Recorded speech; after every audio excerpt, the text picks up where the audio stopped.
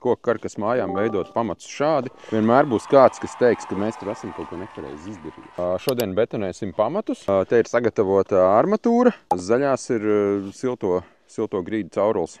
Jauns kāda inovācija vai jau stabila tehnoloģija?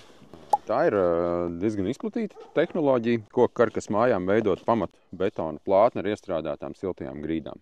Tātad tās zaļās caurules ir silto grīdu instalācija, kas vēlāk apsildīs visu māju.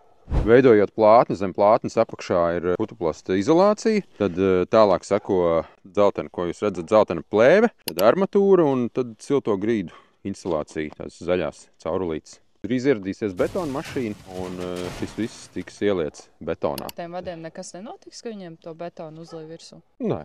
Tā ir populāra tehnoloģija un tā ir paredzēts. Siltums, jā, tās caurulītes silda betona virskārtu un attiecīgi pēc tam tālāk siltums aiziet cauri grīdai jau apsilda māju.